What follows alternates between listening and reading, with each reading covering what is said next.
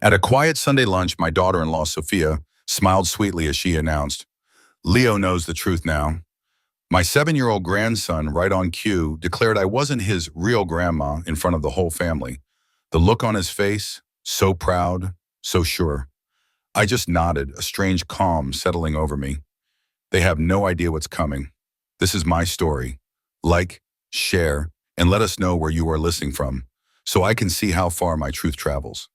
My world crumbled in aisle 7 of Peterson's grocery store. It was a Tuesday afternoon, usually a peaceful time for my weekly shopping trip.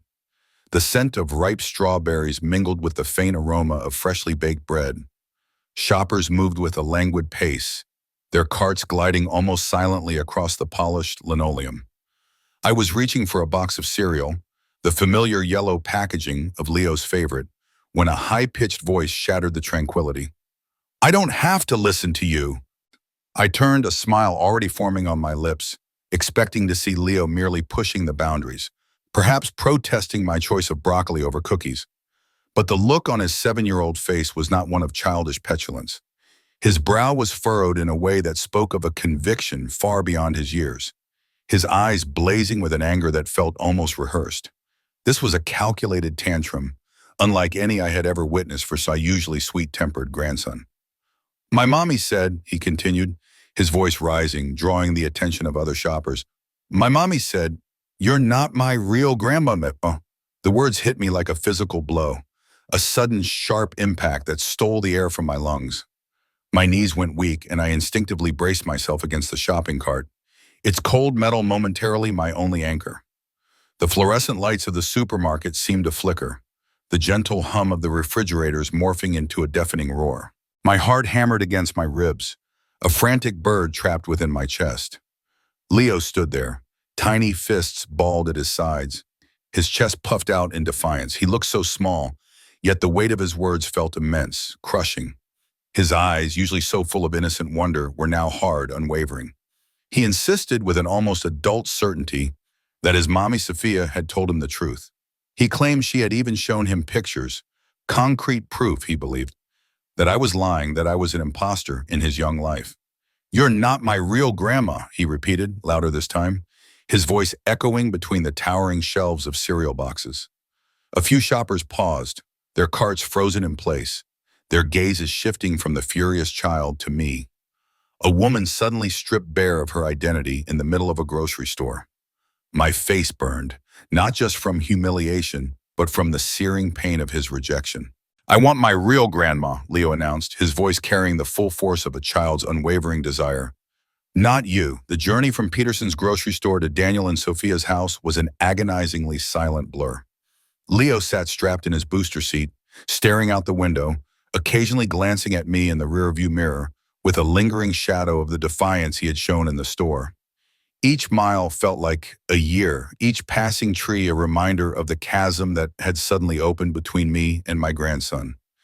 My mind reeled, trying to grasp what had just happened, searching for an explanation, a reason why Sophia would inflict such cruelty through the innocent mouth of her child.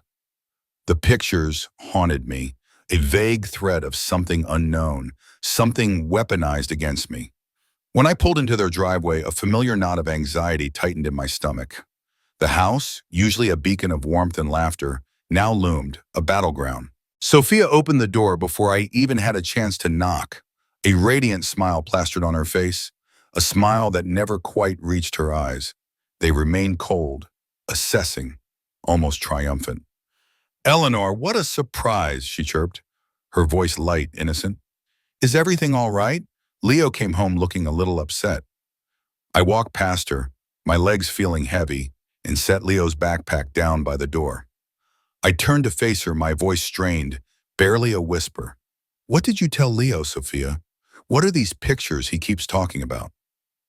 The words felt raw, stripped of diplomacy, my composure having long since evaporated in aisle 7.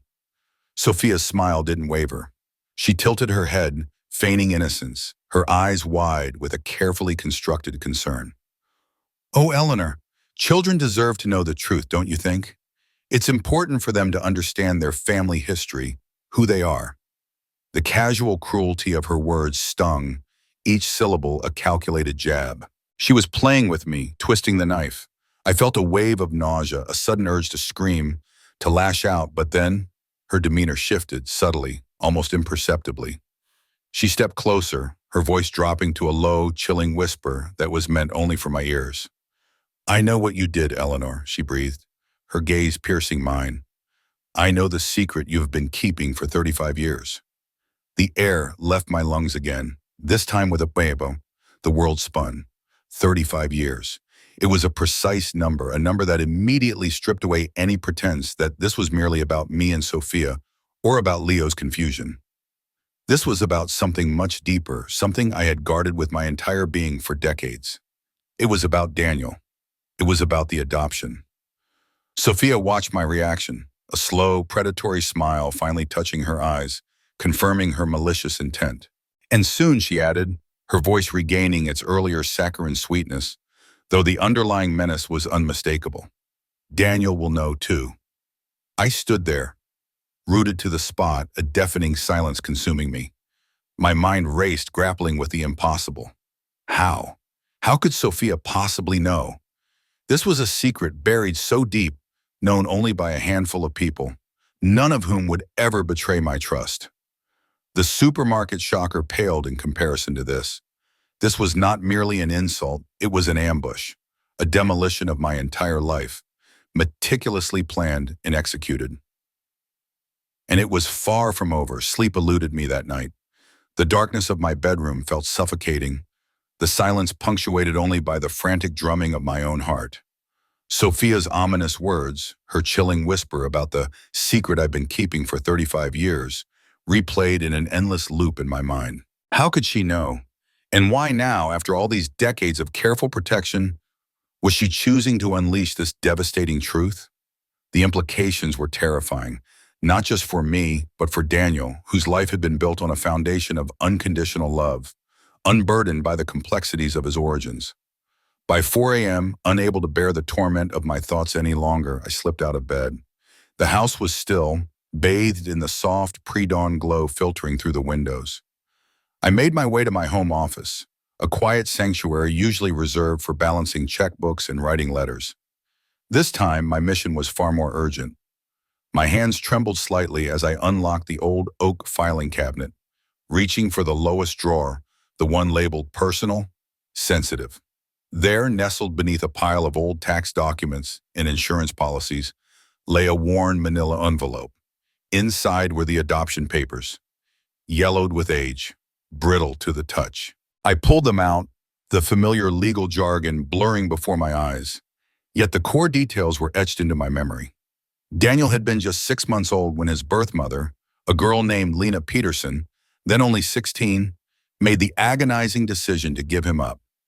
It was 1988, a different era, a time when such choices were often made in secrecy, veiled by shame and societal judgment. My late husband, Thomas, and I had endured years of heartbreaking attempts to conceive, a journey filled with medical appointments and dashed hopes. Daniel, our sweet, perfect Daniel, had arrived like a miracle, filling the void in our lives with unimaginable joy. He wasn't just adopted, he was chosen, fiercely, unconditionally loved beyond measure from the very first moment we held him in our arms. As I carefully scanned the faded documents, a detail I hadn't fully grasped before suddenly jumped out at me. In addition to the official court order finalizing the adoption, there was a mention of a second set of papers, a less common practice back then, filed with the state registry. This wasn't merely a formal record, it was a potentially accessible one. If someone knew where to look, if they had the right connections or simply a tenacious nature, they could potentially unearth these records. A cold dread settled in my stomach. Then a series of seemingly innocuous conversations with Daniel flooded my memory. He had recently mentioned Sophia's growing interest in genealogy, how she was tracing her family tree, poring over old census records and online databases. He had even joked about her suggesting he do a DNA test just for fun to see if he had any surprising ancestral links. At the time, I had laughed it off, dismissing it as one of Sophia's latest hobbies. Now the pieces began to click, forming a sinister pattern. A DNA test. It would be her smoking gun. A test showing no genetic connection to me, his adoptive mother, would lay bare the truth, confirming her insidious pronouncements to Leo. The first rays of dawn were just painting the sky in soft hues of pink and orange when I finally dialed the number for St. Mary's Catholic Charities, the agency that had facilitated Daniel's adoption. My heart pounded as I explained my situation, carefully omitting Sophia's involvement. The woman on the other end was kind, her voice soothing, but her words offered little comfort. She confirmed that adoption records from that era were generally sealed, protected by strict privacy laws. However, she also mentioned, almost as an aside, the unfortunate reality of past data breaches, instances where old physical records had been compromised or inadvertently exposed over the years before digital archiving became standard. The possibility, however slim, that these sensitive documents could have fallen into the wrong hands sent a fresh wave of panic through me. Desperate for any shred of information, I decided to take a chance. I called Mrs. Miller, my sweet elderly neighbor who had lived next door for over 40 years, a living archive of our neighborhood's history. Her voice, though a little shaky with age, was warm and familiar. After exchanging pleasantries and carefully navigating around the core of my anxiety, I brought up Daniel's adoption. I asked, as casually as I could manage, if she remembered anything unusual from around that time, any strange occurrences. There was a pause, a rustle of what sounded like Mrs. Miller adjusting her spectacles.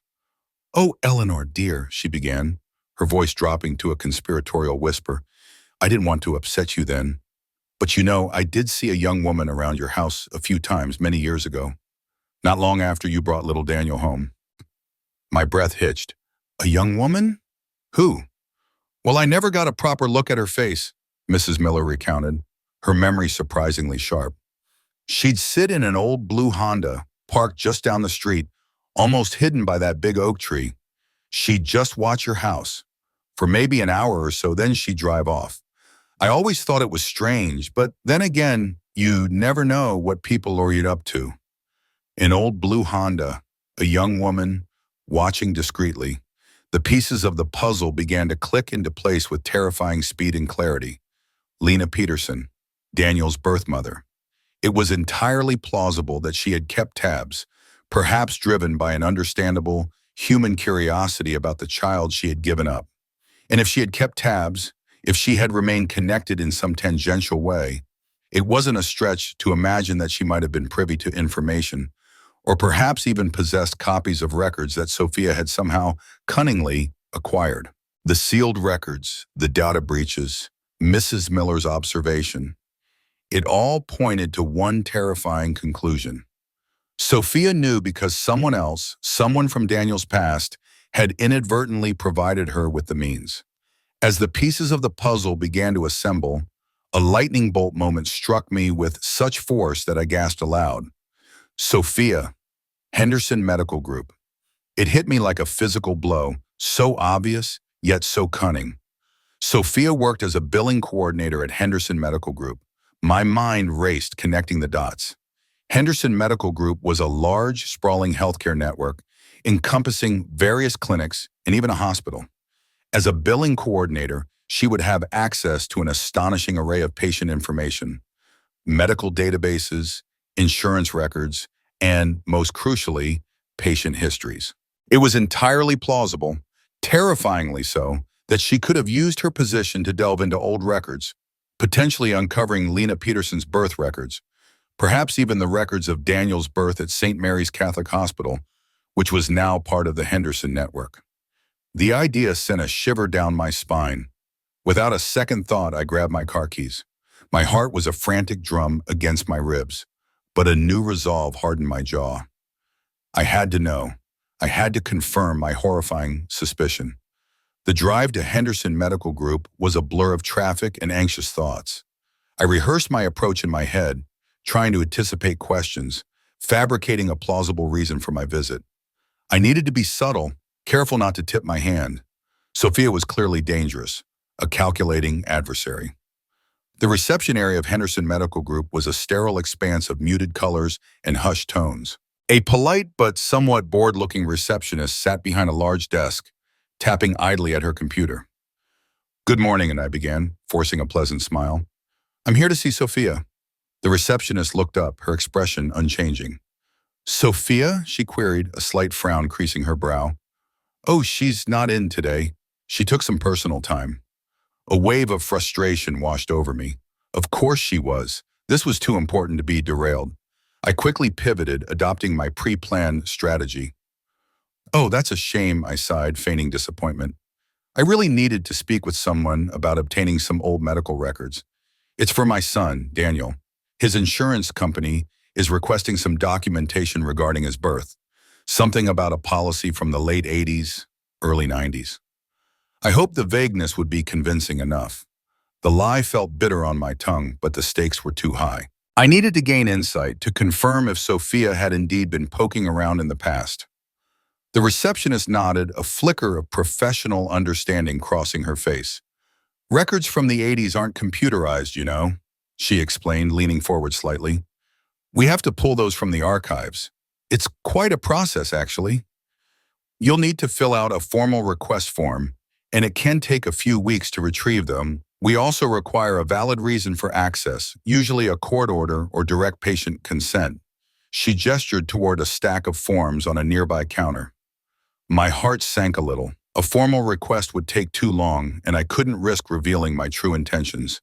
Just as I was about to thank her and leave, the receptionist leaned in further, her voice dropping to a conspiratorial whisper, a hint of gossip in her eyes. Between you and me, though, she began, glancing around as if to ensure no one was listening. Sophia's been asking about those same kinds of records recently, birth records from the 80s, quite specific too. My blood ran cold. The air in the room seemed to thicken, suddenly heavy with unspoken truths. I forced myself to maintain a neutral expression, masking the turmoil raging within me. Oh, really? I managed, my voice carefully casual. That's quite a coincidence.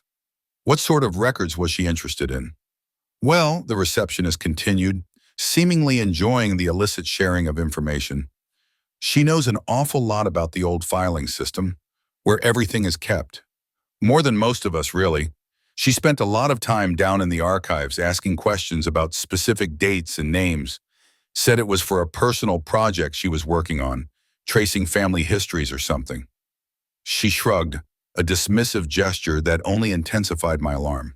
I just thought it was a bit odd, you know, a billing coordinator digging through old patient files that have nothing to do with current billing.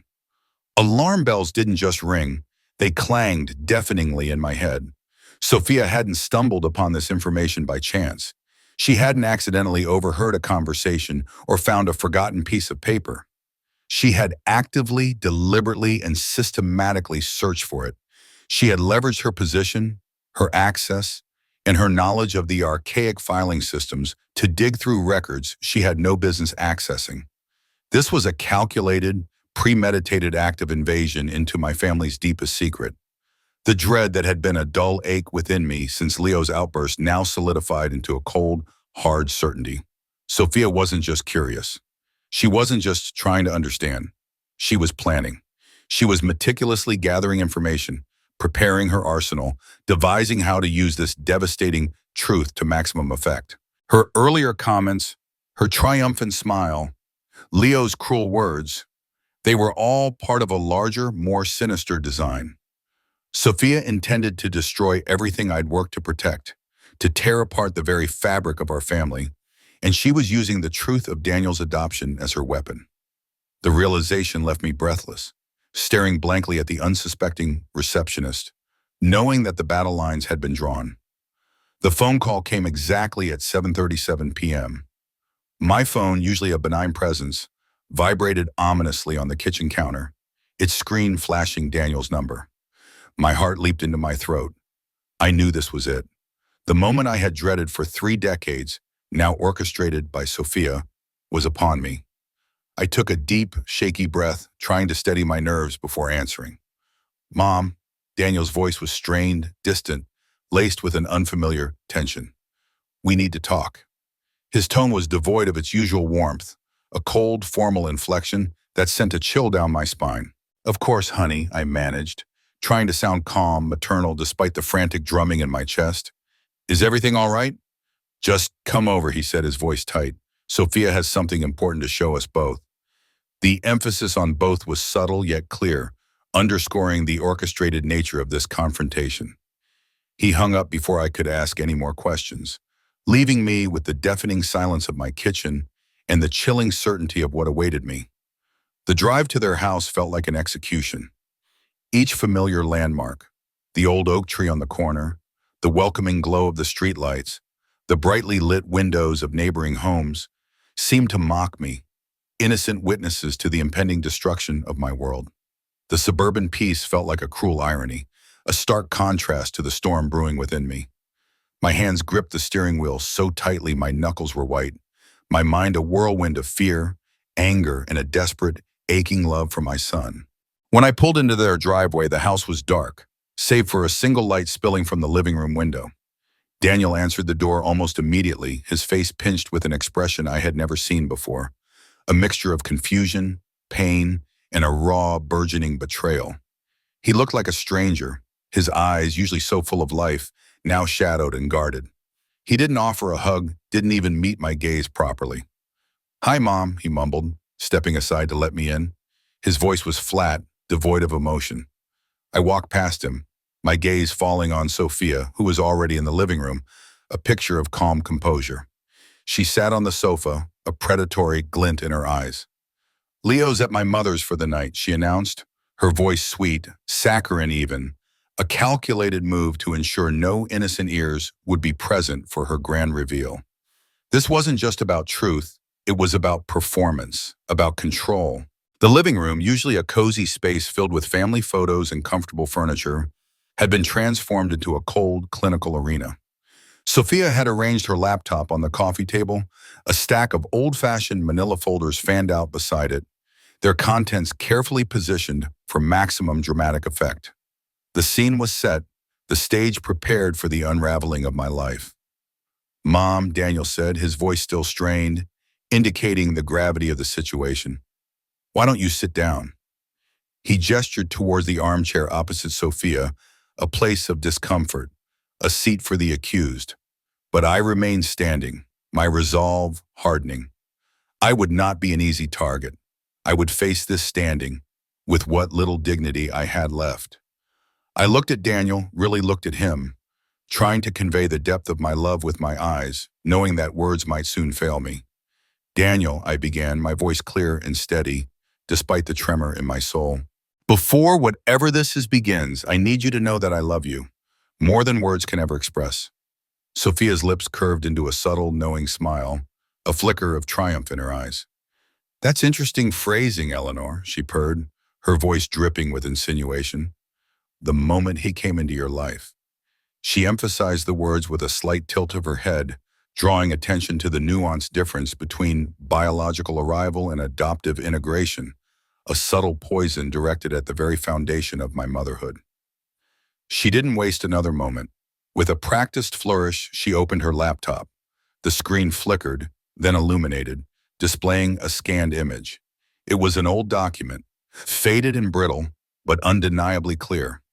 Daniel's original birth certificate. My breath hitched.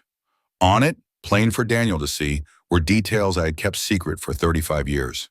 "There's something your mother never told you, Daniel," Sophia began, her voice calm, almost sympathetic, yet laced with a venomous undertone.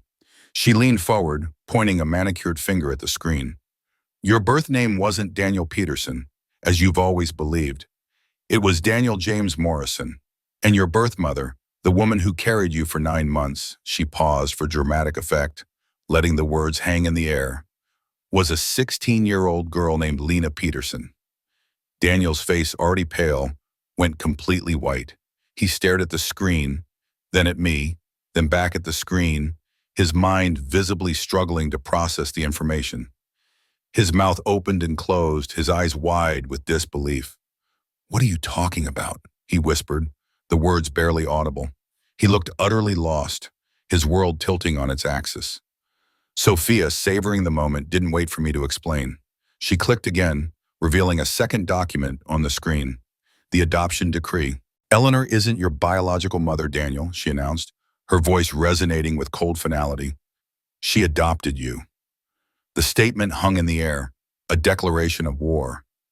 Daniel stood frozen, his gaze fixed on the screen, the truth crashing down upon him with the force of a tidal wave. Sophia watched, a satisfied smirk playing on her lips, her masterpiece of destruction now fully unveiled. The truth, once unleashed, has a way of shattering everything in its path. If you've ever felt the ground crumble beneath your feet, then you understand what I was going through. Keep watching as this story unfolds, and don't forget to like, share, and subscribe to hear how I navigate the storm. The silence after Sophia's revelation was deafening, thick with the weight of 35 years of unspoken history. Daniel stood frozen, his eyes fixed on the adoption decree on the laptop screen, then slowly, agonizingly shifted his gaze to me. His world, the foundation upon which he had built his entire identity, was crumbling before his very eyes. The shock and hurt etched on his face were unbearable, like a physical blow to my own heart. "Mom," he finally managed, his voice a barely audible whisper, raw with disbelief. "Is this true?" His eyes, weighed and bewildered, pleaded for a denial, a refutation, anything to undo the cruel words Sophia had just uttered. But I could only meet his gaze, my throat tight, my own eyes welling up with tears of anguish and regret. The truth was out, brutally delivered, and there was no taking it back. Sophia, however, wasn't finished. She reveled in Daniel's distress, feeding on his pain like a predator. "There's more, Daniel," she began, her voice dripping with a false compassion that made my stomach churn. She paused, letting the suspense build, savoring the moment. "I found records showing that your birth mother, Lena, tried to maintain contact over the years." She then clicked to another document, or perhaps just a fabricated image, displaying what looked like old, yellowed letters and notes. "She wrote letters," Sophia continued, a practiced sorrow in her tone. "Letters that were never delivered. She tried to visit even, but was always turned away. My research, Daniel, shows a history of persistent attempts to reach out to you." A cold, hard knot formed in my stomach. This was a blatant, malicious lie. The adoption had been a closed one, explicitly stipulating no contact between the birth mother and the adoptive family.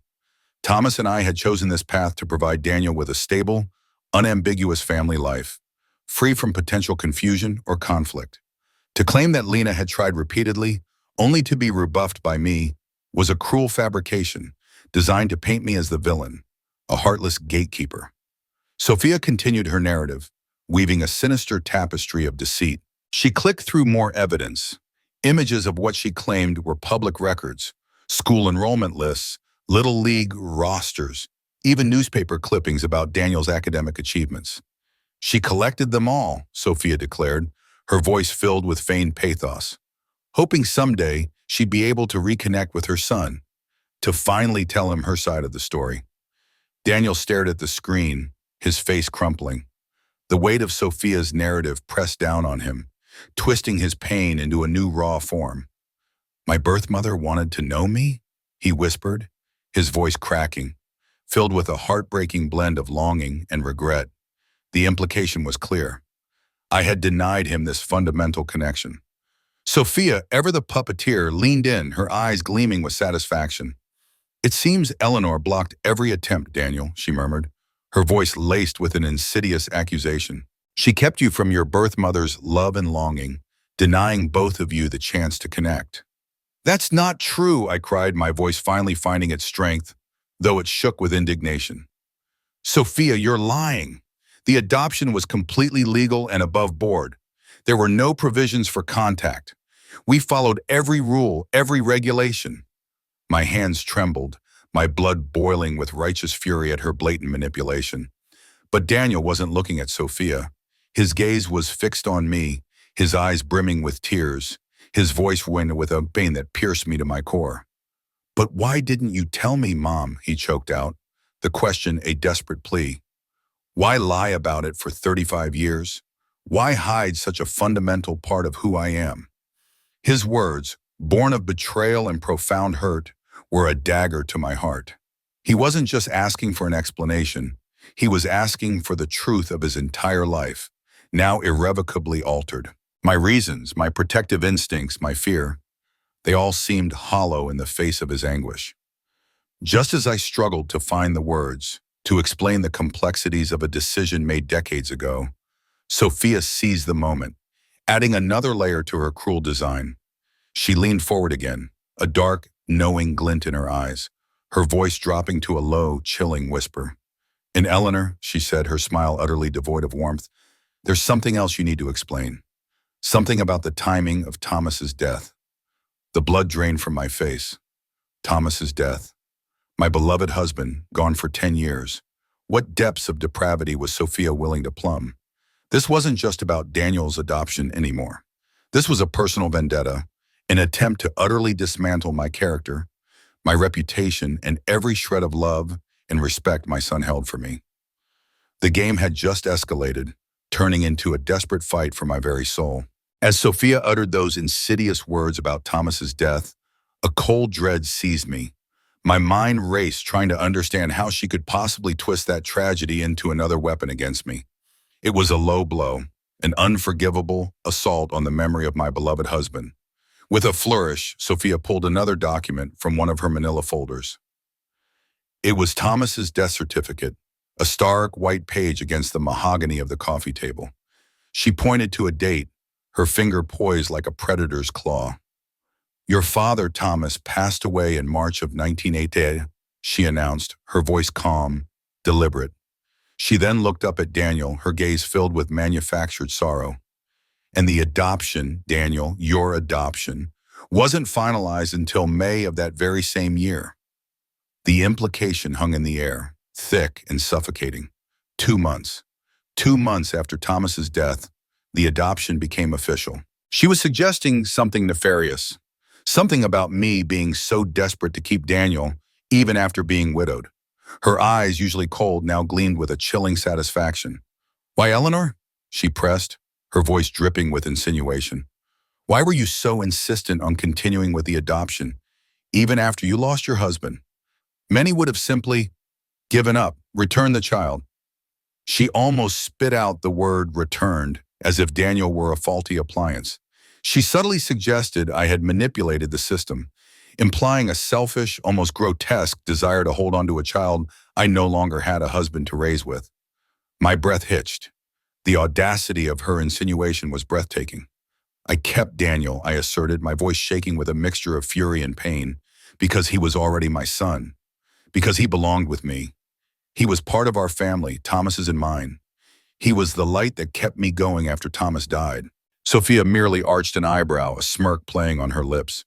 "Or," she countered, her voice laced with a bitter edge, "because you couldn't have children of your own, could you, Eleanor? And Daniel was your last chance to have a family."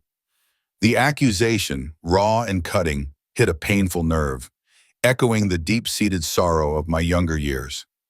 Daniel buried his face in his hands, running them through his hair, his body slumping onto the sofa. "I don't understand any of this," he groaned, his voice muffled, filled with an overwhelming sense of confusion and despair. "Why now? Why is all of this coming out now?" He looked up, his eyes pleading, not just with me, but with the chaotic universe that had suddenly upended his life. Sophia, ever the opportunist, slid closer to him on the sofa, placing a seemingly comforting hand on his arm. It was a gesture of false solace, a performance designed to draw him into her orbit. "Because Leo asked me, Daniel," she said, her voice softer now, almost empathetic. "He asked me why he doesn't look like Grandma Eleanor. And when I started looking into it, I found all of this." She waved a dismissive hand at the laptop and the folders, as if her painstaking, invasive research was merely an accidental discovery triggered by a child's innocent question. The seed of doubt, meticulously planted and carefully watered by Sophia, was now deeply rooted in Daniel's mind. He looked from her to me, his brow furrowed, his expression unreadable. "But it mattered to my birth mother, didn't it?" he said, his voice tinged with a new, quiet resentment. "She wanted to know me, to be a part of my life. And you took that choice away from both of us." The accusation, though softly spoken, cut deeper than any shout. Sophia leaned back, a triumphant glint in her eyes, knowing she had successfully positioned me as the antagonist. She then went for the final devastating killing blow. She pulled out another stack of papers, this time a series of photocopied pages. "These," she announced, her voice gaining a dramatic edge, were obtained by a private investigator. They are journal entries from Lena Peterson herself. My blood ran cold. Lena's journal? This was a new level of manipulation. Sophia began to read, her voice resonant, each word carefully enunciated to maximize its impact. She read fabricated entries, painting a picture of a heartbroken young mother, desperate for contact, only to be met with my supposed hostility and threats. July 12, 1989, Sophia recited, her voice echoing in the tense silence. Eleanor found me watching the house again. She screamed at me, threatened to call the police if I ever came near Daniel again. She said I was a danger to him, that I'd destabilize his life. She made me promise to stay away. Daniel's head snapped up, his eyes blazing with a furious disbelief. You knew she was watching the house? He accused, his voice rising, his anger finally breaking through his shock. And you threatened her. You kept her away? The memory of Mrs. Miller's words about the blue Honda flashed through my mind, now twisted into a damning indictment. Sophia continued, unmoved by Daniel's distress, reading another entry. September 15, 1990. Daniel's 18th birthday today. I wrote him a letter, put it in a card, and gave it to Mrs. Miller, asked her to give it to Eleanor to pass on. I just want him to know I think of him. My mind reeled. Mrs. Miller? A letter? I had never received any such thing. The meticulous lies, the interwoven fabrications, were designed to create an inescapable web of guilt around me. Sophia delivered the final, most heart-wrenching entry. She read about Lena seeing a photograph of Daniel's wedding, a picture she had supposedly acquired years later. Lena's words, fictional but imbued with Sophia's practiced sorrow, spoke of her joy for his happiness and her hope that his children, my grandchildren, would know about me, about their true lineage someday. The words hung in the air, a cruel prophecy aimed directly at Leo. Daniel looked utterly shattered, the weight of a manufactured past pressing down on him. Sophia's performance was complete, her narrative cemented. My son, my beautiful, beloved Daniel, now believed I was a cruel, deceitful woman who had stolen his past and robbed him of a connection he desperately craved. Where is she now? Daniel's voice was raw, choked with emotion, tears streaming down his face. Where is Lena Peterson? I need to find her. His desperate plea hung in the air, a heartbreaking testament to Sophia's cruel manipulation. He believed every word, every fabricated journal entry. Sophia hesitated, just for a fraction of a second, her eyes darting away from Daniel's anguish. It was a tell. That tiny pause, that flicker of uncertainty, was all I needed. Then she adopted a sorrowful expression. She died 2 years ago, Daniel, she said, her voice soft, regretful. Cancer. It was quite sudden. How convenient, I thought, a surge of adrenaline sharpening my senses, a dead witness unable to contradict her elaborate lies. But, Sophia continued, regaining her composure, she did leave something for you, a letter. My private investigator tracked it down after her passing. She reached for another folder, undoubtedly containing another piece of her theatrical performance. Stop! My voice, clear and sharp, cut through the tense silence, startling both Daniel and Sophia. I had allowed her to control the narrative for too long, to spin her web of deceit. It was time to fight back. Sophia, I challenged, my gaze unwavering. How exactly did you come into contact with this private investigator? Her confident facade faltered. Her eyes narrowed, and she shifted uncomfortably. What does that matter? She snapped, her feigned sweetness gone, replaced by an edge of defensiveness. It matters a great deal, I retorted, stepping forward, drawing myself up to my full height. You've been planning this for months, haven't you? This isn't about Leo's curiosity or a sudden discovery. This is about control. It's about money, isn't it? I turned to Daniel, my voice softening, appealing to his reason. Daniel, has Sophia ever pressured you about your will? Has she ever insinuated that I, your mother, might try to claim your assets after you are gone? Daniel's silence was deafening, a palpable confirmation of my suspicions. His eyes, though still clouded with hurt, widened slightly as he processed the question. He didn't have to say a word. The truth was written on his face. Sophia had been laying the groundwork for months. maybe even years, systematically poisoning his perception of me, creating a narrative where I was a greedy, manipulative figure. You've systematically isolated Daniel from me, I accused Sophia, my voice rising, and you've poisoned Leo against me, turning my grandson against his grandmother with lies. Sophia's carefully constructed composure finally cracked. Her face contorted into a mask of anger. I'm protecting my family, she lashed out, jumping to her feet.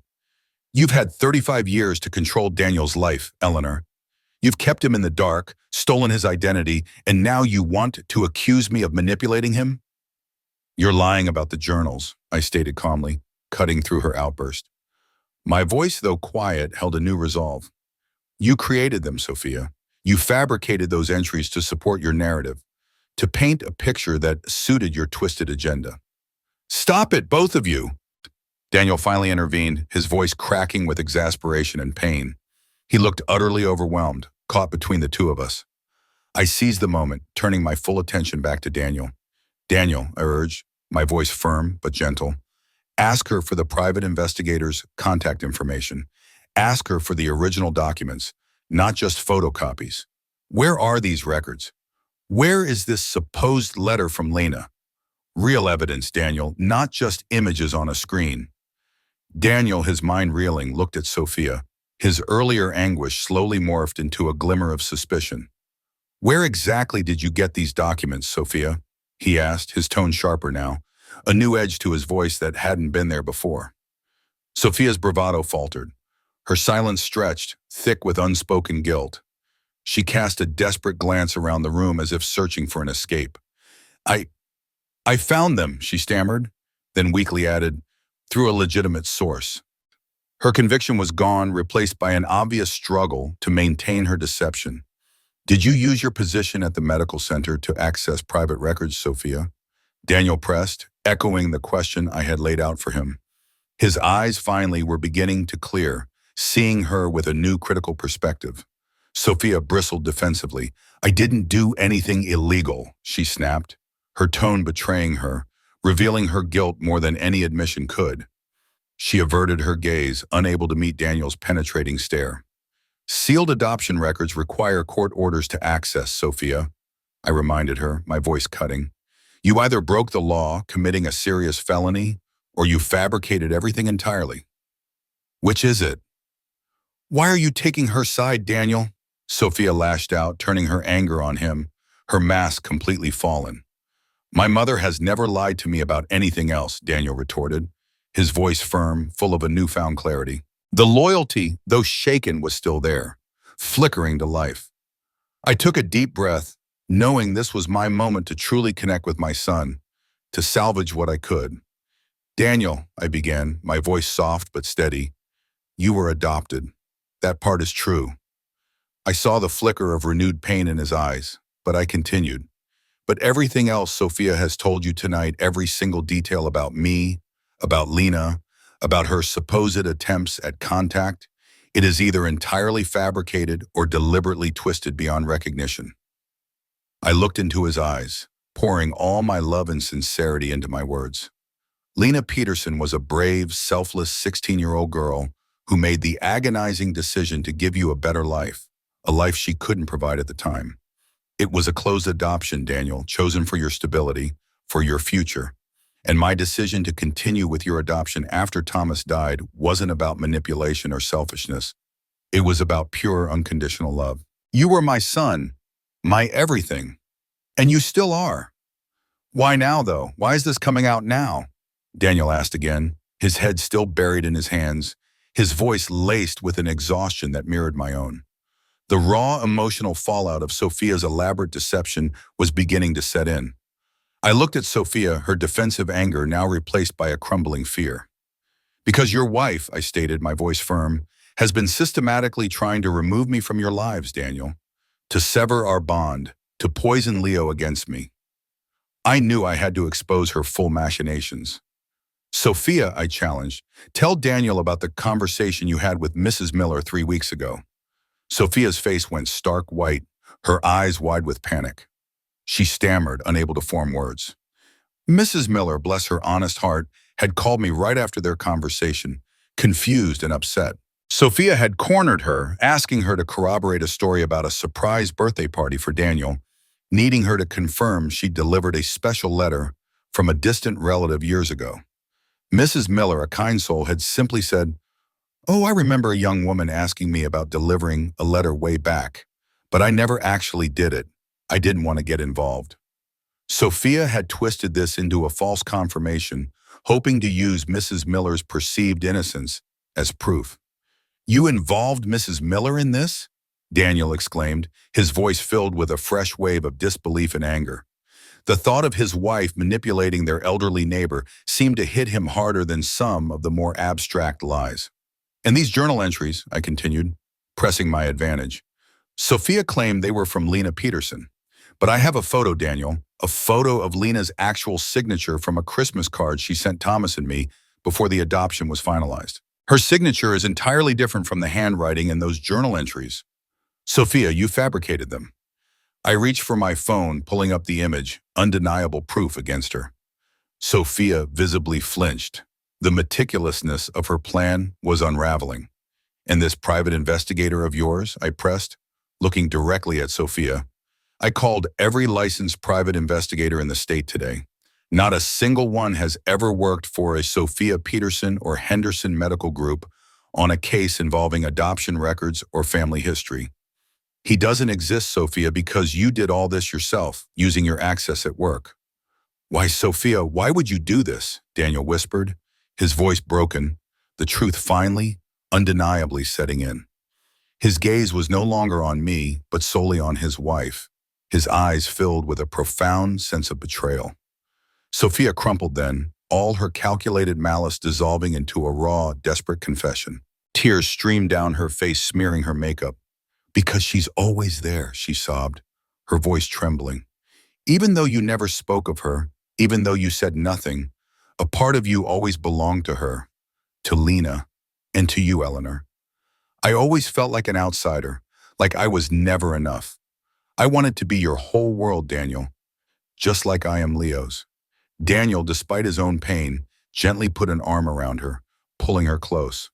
"That's what family is, Sophia," he said, his voice soft but firm. "We don't stop loving our parents when we get married. We expand our capacity for love. My love for Mom, for Thomas, it doesn't diminish my love for you. It just grows." I watched them, a pang of empathy for Sophia's insecurity mingling with my lingering anger. "It's not fair," I said, my voice calmer now, "that you felt like an outsider in your own marriage, Sophia. But the answer wasn't to tear down the love Daniel had for me or for his past. The answer was to build more love, to build trust, to communicate your fears to Daniel." Daniel gently pulled back from Sophia, looking into her eyes. "Why didn't you talk to me, Sophia? Why didn't you tell me how you felt?"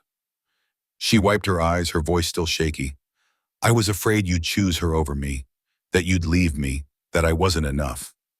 Daniel squeezed her hand. "I would never make you choose between me and your mother, Sophia. You are my wife, the mother of my child.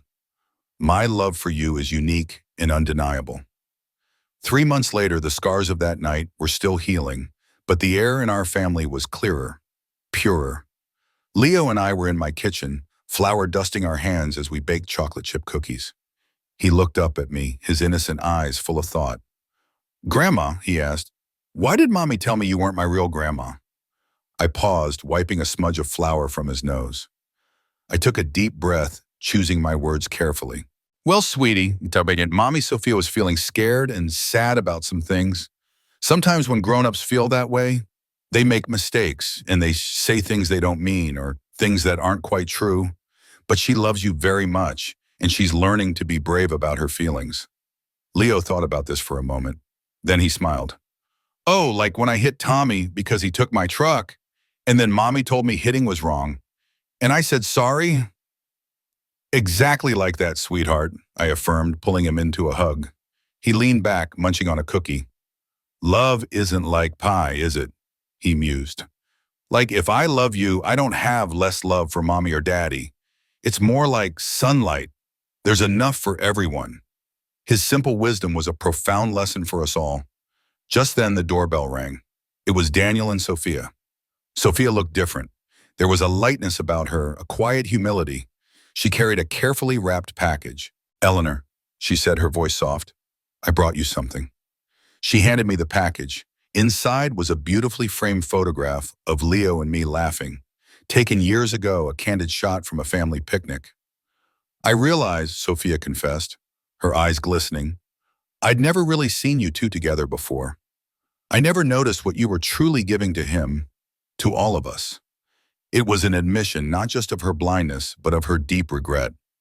Sophia then shared something else, something she had done in the weeks since our confrontation. "I did some searching, Eleanor," she said, legitimately this time, through proper channels, with Daniel's consent. She held out a printed document. "I found Lena Peterson's true information. She became a nurse, married, had 2 more children, and she lives about 200 miles north of here. Her name now is Sarah Chen." Daniel looked at the information, then at me, then at Sophia. He took a deep breath. "Thank you, Sophia," he said, and then his eyes finding mine. "I've decided not to contact her. My mother is right here. Biology might determine where you come from, but love determines where you belong." Later, Sophia came to me, her eyes filled with genuine remorse. "You weren't my competition, Eleanor," she explained, a tear tracing a path down her cheek. "You were my example. I wanted so desperately to be a mother who loves unconditionally, who always puts her child first. I realized watching you that you already were that mother, and I want to learn from you." My family was intact. Bruised, yes, but stronger. The truth was known, Sophia's insecurities addressed, and a new, fragile understanding had blossomed. It was a long road, but we were walking it together hand in hand towards a future built on honesty, forgiveness, and the boundless love that truly defines a family.